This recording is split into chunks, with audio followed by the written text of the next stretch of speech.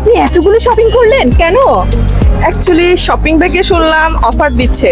হ্যাঁ, শুনলাম চাঁদরাতে নাকি তারা লটারি করবে, ফার্স্ট প্রাইজ নাকি গরু দেওয়া হবে, second prize fridge, third prize দেওয়া হবে বললো ছাগল। তো এই সুযোগ তো মিস করা যায় না।